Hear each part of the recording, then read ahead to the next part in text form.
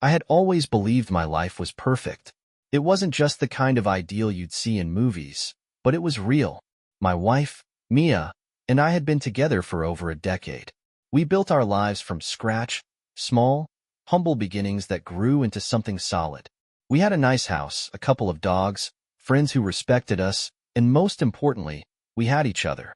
It felt like we had weathered every storm together, side by side, like a team. She was my best friend, my confidant, the one person I thought I could trust with everything. I remember when I first met her. She had this energy, this radiant light about her that drew me in. It wasn't just her beauty, though she was stunning. It was her laughter, the way she made everyone around her feel at ease. She had an easy charm, and I never once doubted that we were meant to be together. We got married young. I didn't have much to offer in terms of wealth, but I gave her everything I had in terms of love. We struggled at first, but that made us stronger. We climbed the ladder of success together, small promotions at work, finally being able to afford a vacation to Europe, then buying the house we'd always dreamed of. We were living the American dream, or at least it felt like it. To me, it was everything. But even now, as I sit here and write this, I'm struggling to make sense of how it all went wrong. It wasn't until recently that I started noticing the cracks. They were subtle at first. Little things like late nights at the office or how her phone was always facing down when she left it on the table. But I didn't think much of it. I trusted her. I had no reason not to. That all changed the night I came home early from work. It was a Thursday, and I remember it clearly. I had finished up a big project at work earlier than expected, so I decided to surprise Mia by coming home a few hours ahead of schedule. I'd been feeling like we hadn't spent enough quality time together lately, so I thought, why not make her dinner? Show her I'm thinking about her. I picked up some takeout from her favorite place, grabbed a bottle of wine, and headed home with a smile on my face. I wasn't prepared for what I walked into. As I turned the key and stepped inside, I could hear the faint sound of laughter coming from the living room. I assumed Mia was on the phone with a friend, but when I stepped through the door, I froze. There was Mia, but she wasn't alone. A man was sitting on our couch.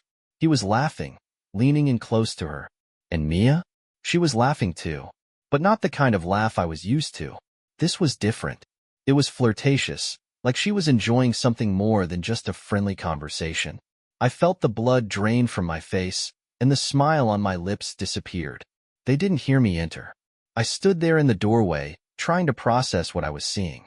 The man, tall, well-dressed, confident, was in our home, sitting where I'd sat so many times. And Mia, my wife, the woman I thought I knew better than anyone, was smiling, her eyes sparkling in a way I had never seen before. Who's this? I finally choked out, my voice strained. They both snapped their heads toward me, and for a moment, the room went dead silent. Mia's face went pale, and the man, looking completely caught off guard, jumped to his feet. There was a look in his eyes that I couldn't place. Maybe it was guilt. Maybe it was something else. Mia? What the hell is going on here? I demanded, my pulse racing. She stood up slowly, her hands trembling as she tried to speak. It's not what you think, Mike. Let me explain. But I didn't want to hear explanations. I didn't want to hear anything. My mind was already racing, putting pieces together that I didn't want to see. Why was he here? Why did they look so comfortable with each other? And why did Mia look so guilty? The man glanced between us, and I could tell he was nervous. He looked like he wanted to say something, but Mia cut him off. You should leave, she said to him softly, almost apologetically. He hesitated for a moment, giving me a brief look before walking toward the door. When the door clicked shut behind him, I stood there, unable to move. My heart was pounding in my chest. I was too stunned to even be angry. I just felt numb. Mia walked toward me, her eyes welling up with tears. Mike, please, let me explain. But I couldn't take it. My voice cracked as I asked the one question I was too scared to hear the answer to. How long, Mia? How long has this been going on? She didn't answer right away, and in that silence I knew. Deep down, I knew. The truth was already standing there, staring me in the face. The man, the laughter, the way she wouldn't meet my eyes. The pieces clicked into place in the most brutal way. Tears welled up in her eyes as she whispered, "I'm so sorry, Mike. It was a mistake." I didn't know what to say.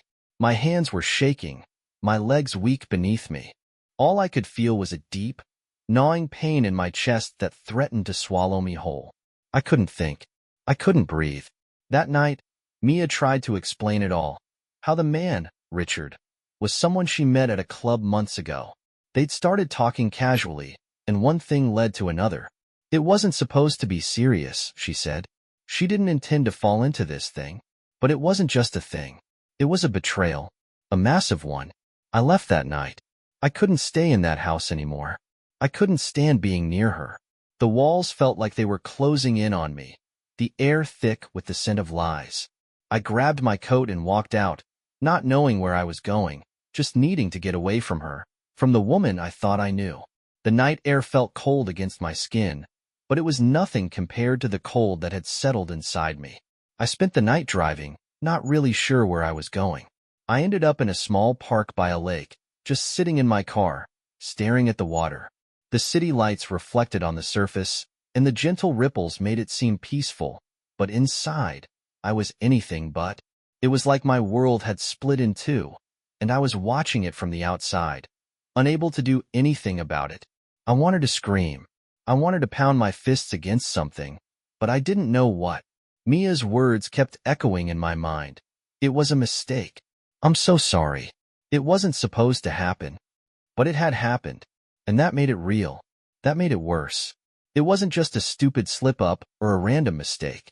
She had made a conscious decision to betray me. She had made a choice. Over and over again. I couldn't believe how far it had gone. She hadn't just kissed him or flirted. No, this had been an affair. An emotional and physical betrayal. And worse, she didn't just do it once. She had been sneaking behind my back for months. All the late nights at work, the strange text messages that she'd brush off, the weird looks. I thought I was just being paranoid. But no, I had ignored the signs, the whispers, the gut feeling telling me something was wrong. And now, here I was. I sat there for hours, the darkness of the night creeping in around me, and I couldn't escape the burning questions in my head. Why? Why him? What did he have that I didn't? I couldn't fathom it.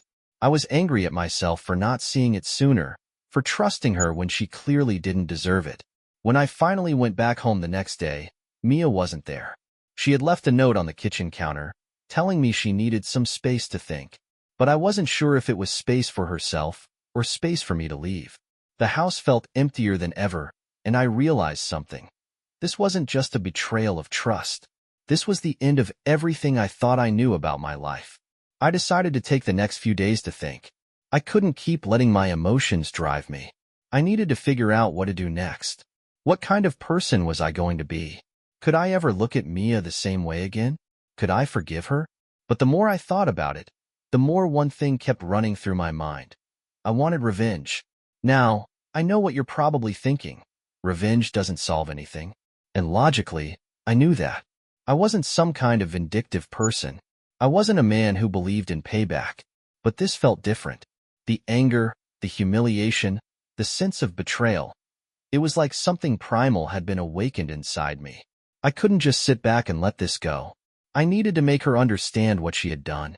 But I wasn't going to do it in some petty, childish way. I didn't want to get even by cheating or screaming at her in front of everyone. No, I wanted to hit her where it hurt the most. Her pride, her reputation, her perfect little world. That was when I remembered the club. The club Mia had been going to, the one where she met Richard, had always been a bit of a mystery to me. She'd mention it occasionally, saying she was meeting friends, or that she had to unwind after a long week at work. I never really questioned it because, well, I trusted her. Plus, I didn't want to be the controlling husband, always suspicious and paranoid. But now, knowing everything that had been going on behind my back, I couldn't help but feel sick just thinking about it. The idea that she had spent so many nights there, with him, laughing, touching, crossing boundaries she swore to me she'd never cross, it made my blood boil. I started digging. I reached out to a friend who worked in the nightlife industry, a guy named Danny, who'd always been reliable and had connections in the local scene. I needed to know everything about that place. Everything about Richard. I needed leverage, something that would allow me to play this game on my terms. A few hours later, I got a call from Danny. He didn't mince words.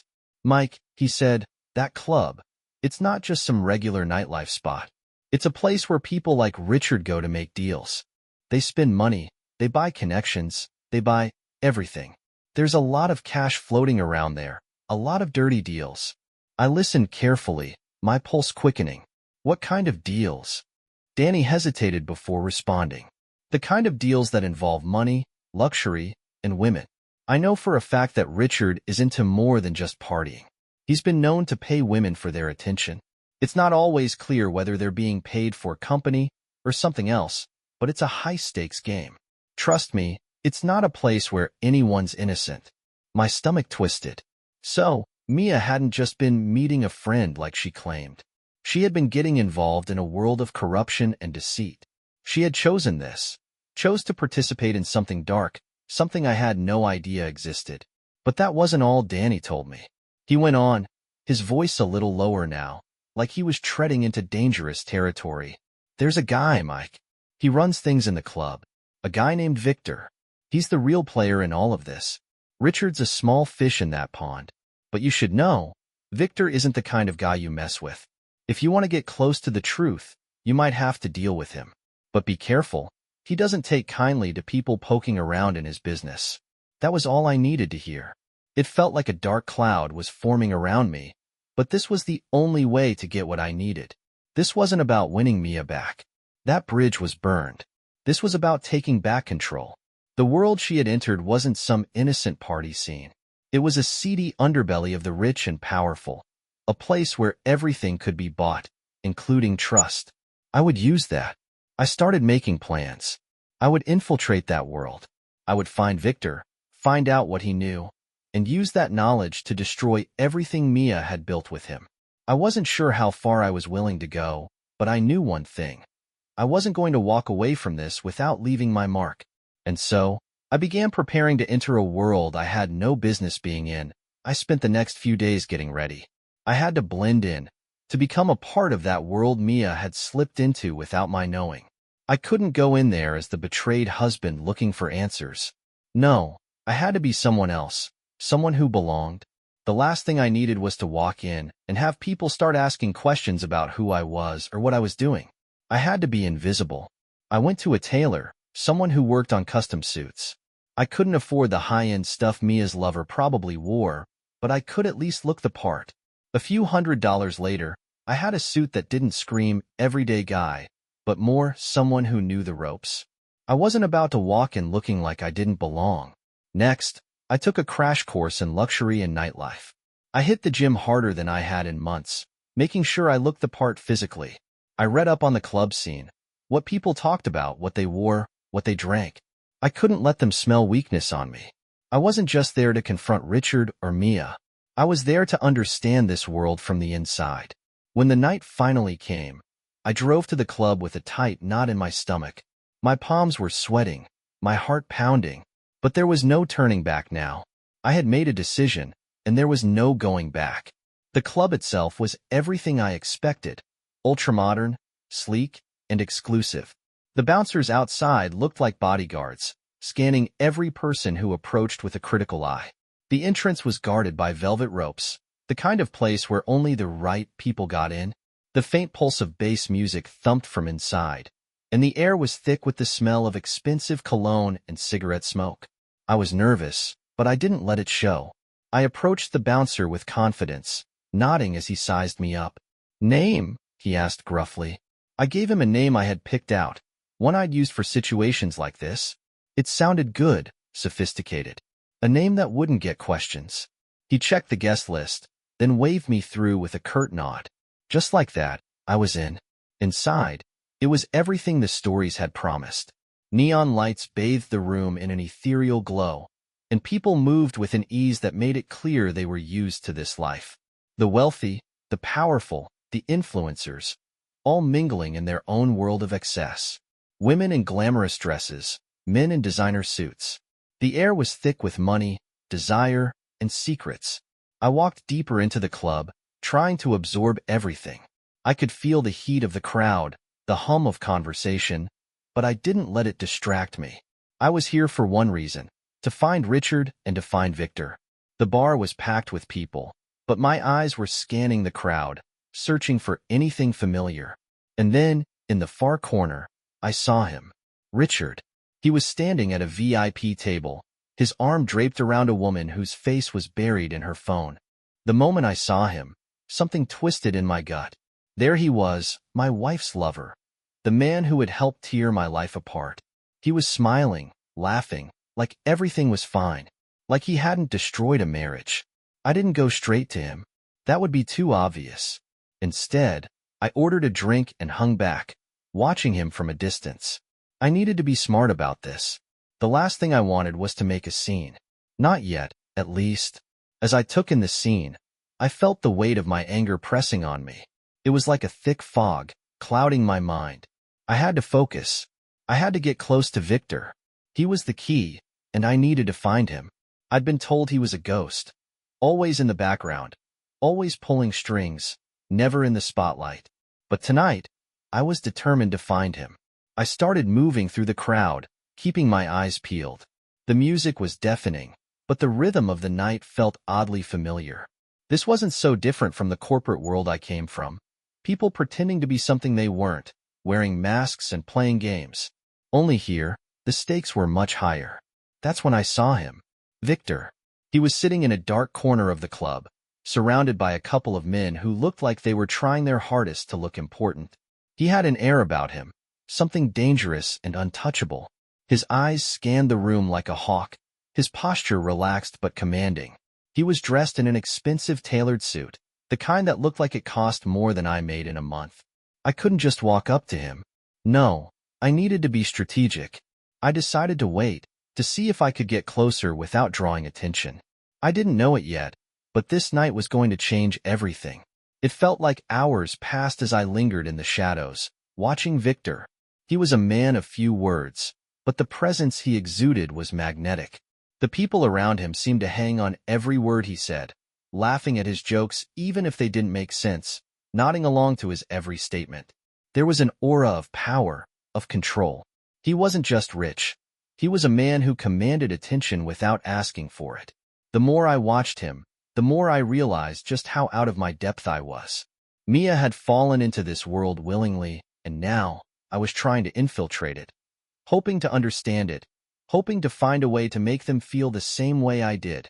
Betrayed, helpless, humiliated.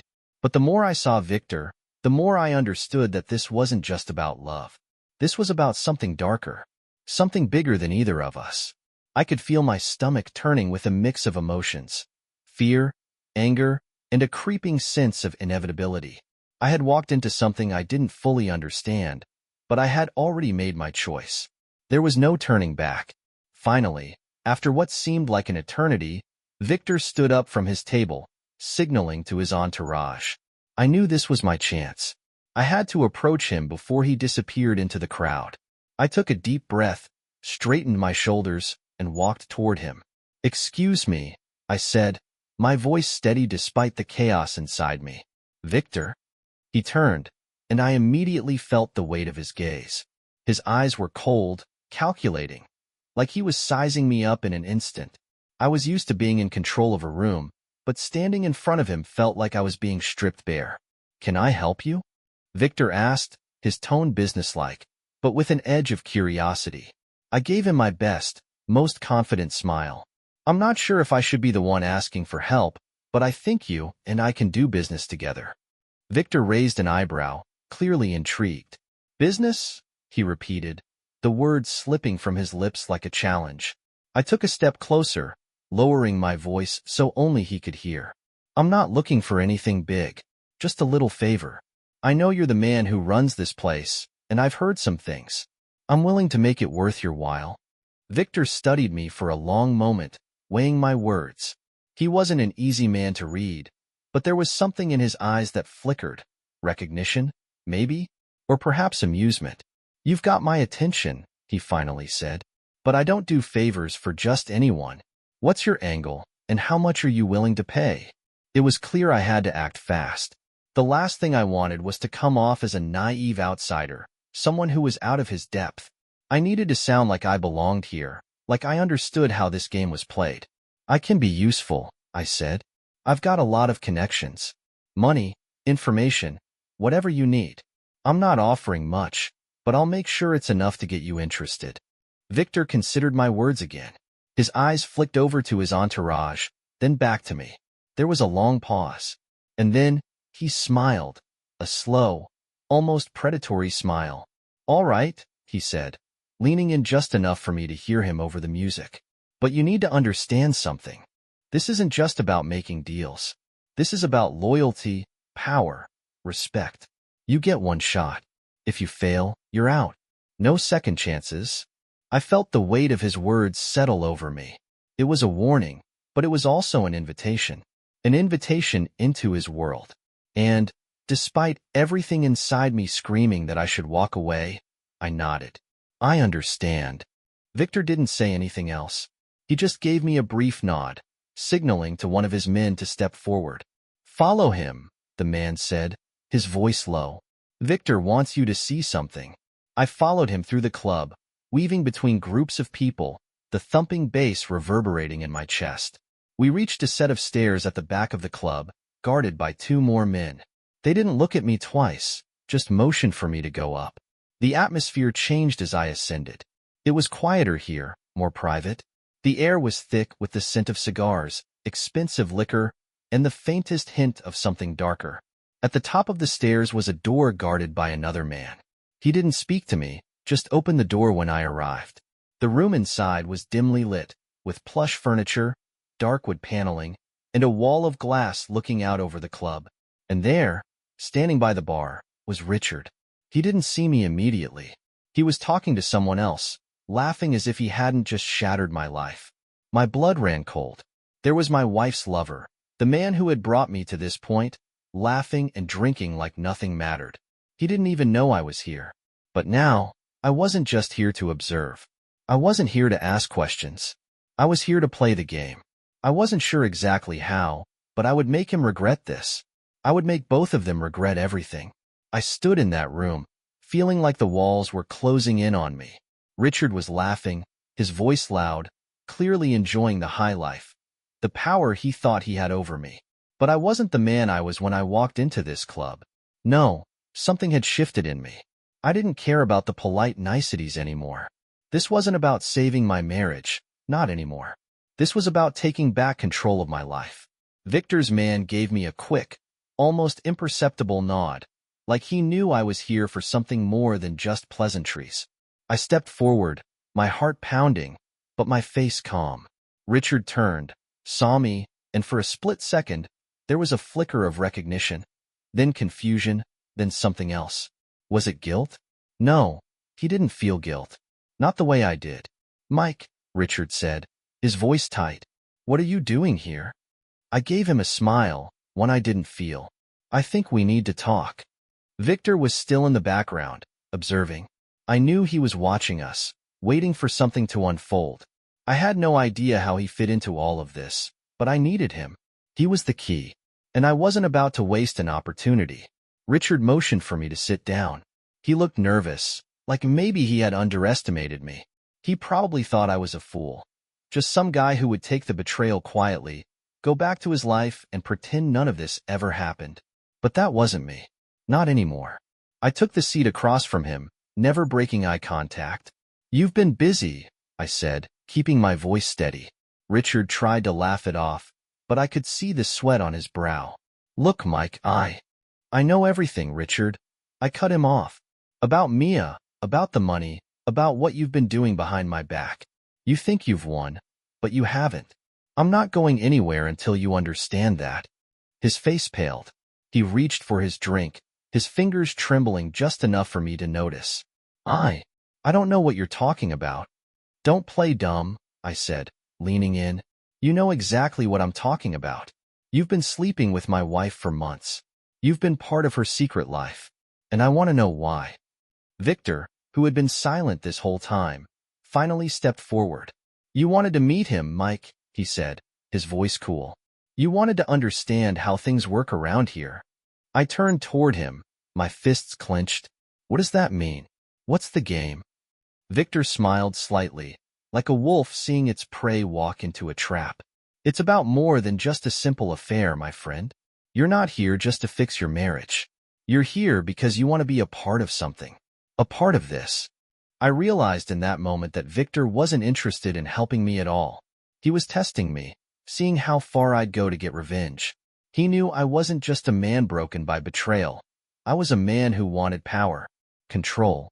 But in his world, power wasn't something you earned. It was something you bought. That was when I realized the magnitude of what I was dealing with. Richard wasn't just some sleazy guy looking for a fling. He was part of a larger, more dangerous world. A world I hadn't known existed until now. And Mia? She wasn't just a victim in all this. She had willingly entered it. She had chosen it. Victor's smirk deepened as he studied me. You see, Mike, people like Richard and Mia don't just have affairs for fun. They do it for money, power, status. Your wife, she was in this for something more than just sex. My mind reeled. I wanted to shout, to demand answers. How much money? I forced the words out, barely able to control my voice. Victor looked at me with amusement, his eyes cold. Let's just say that people like Mia get paid for more than just their company. She was working, Mike. Every night she went out, it was about more than just a mistake. It was about securing her future. And you, my friend, were just the nice guy she could keep around while she played the game. A chill ran down my spine. She had sold herself for status, for the life I could never give her. I wasn't just a betrayed husband anymore. I was a man trapped in a world I never wanted to be part of. But there was one thing Victor didn't know. I was no longer interested in playing by anyone's rules but my own. Victor leaned back in his chair, studying me like I was some kind of puzzle he was piecing together. You've got two choices now, he said, his voice dripping with arrogance. You can walk away. Forget this ever happened. Go back to your normal life. Or, he paused, letting the silence hang in the air, you can join us. I was so angry I could barely breathe, but I forced myself to stay calm. Join you? I asked, the words tasting bitter in my mouth. Victor nodded. You're a smart guy, Mike. You have connections. You've got the potential to be a part of something bigger. You can keep playing the role of the betrayed husband, or you can use the leverage you've got to make things work in your favor. I stared at him, not sure whether I should laugh or vomit. This man was offering me a life I had never imagined. A life of corruption, deception, and power. But it came with a price. It always did. And deep down, I knew there was no coming back from a decision like that. I'm not interested in your world, I said, my voice steady. I'm interested in one thing. Making sure you and Richard pay for what you've done. Victor's eyes narrowed. That's where you're wrong, Mike. People like me don't pay. We make people pay. That's the game. And you can either be a pawn or a player. I felt a surge of rage, but I knew I had to play my cards carefully. If I attacked now, I'd lose everything. But if I played along, if I bided my time, I could make Victor regret this. The next few weeks were a blur of anger, betrayal, and careful planning. I kept my distance from Mia. She tried calling, sending messages, but I ignored them. I couldn't face her, not yet. Not until I had the upper hand. I spent my time building alliances. Victor's world was a complicated one, filled with shady figures, backroom deals, and hidden agendas. But I wasn't afraid. I had a different kind of leverage now. I wasn't just going to let Victor destroy me and Mia. No, I would destroy him first. I found out more about Richard, how he was entangled in some shady business dealings, how he was using Mia to launder money, how deep he was in with Victor. I began to see the cracks in their empire.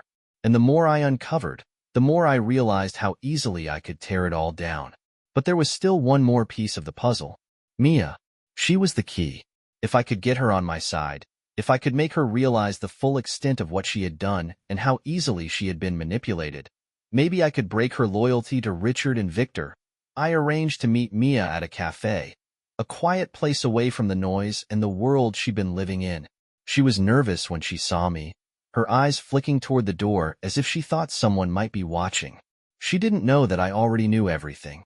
I'm sorry, Mike, she said, her voice trembling. I didn't mean for any of this to happen. I stared at her, my heart heavy with 1,000 emotions. Betrayal, anger, hurt. You're sorry? I asked, the words coming out colder than I intended. You're sorry for sleeping with my best friend's cousin? You're sorry for getting involved in a world I never asked you to be a part of? She flinched, but she didn't look away. I thought I was doing the right thing. I thought you wouldn't understand. Understand what? That you sold me out for money and power? I hissed, leaning in close. You didn't just betray me, Mia. You destroyed everything we built. And for what? A couple of nights in a club, wearing designer clothes? Tears welled in her eyes. I didn't know it would go this far. I was trying to make our life better. You thought? I interrupted, laughing bitterly. You didn't think about me at all. You didn't think about the man who loved you, who worked every day to give you a life you could be proud of. You just thought about yourself. She was silent for a long moment, then whispered, I'm so sorry. The words felt hollow. There was no apology big enough to fix what she had done, but I had no time to dwell on it. I needed her to understand that this wasn't just about love anymore. It was about power. I'm not here to forgive you, Mia, I said quietly. I'm here to use you. I knew Mia was broken. She was lost, vulnerable, but she was also my ticket to everything. If I could make her see the truth, make her understand how easily she'd been manipulated, I could use that to bring Victor's empire crashing down. Over the next few days, I played the role of the supportive husband. I listened to her apologies, pretended to consider reconciling. All the while, I was getting closer to Victor, learning his weaknesses, uncovering every detail I could. I wasn't just playing her. I was playing them all. Victor was too confident. He thought I was just another player in his game. But I had something he didn't, the truth. I met him at the club again, this time with Mia by my side. She was nervous, unsure, but she knew what needed to be done. When Victor saw us together, something in his eyes shifted. He had underestimated me. He had no idea that I had been working with Mia all along. Victor, I said, my voice low but steady, you're done. I used everything I had, Richard's financial records, Victor's shady dealings, Mia's confession. I exposed it all, and the world they had built came crumbling down. The police got involved, and their empire unraveled like a house of cards. Mia, broken and scared, was left to face the consequences of her actions. She lost everything in the end. I didn't find peace. Revenge didn't heal the wounds she left, but it was the only way to make sure they never forgot what they did to me.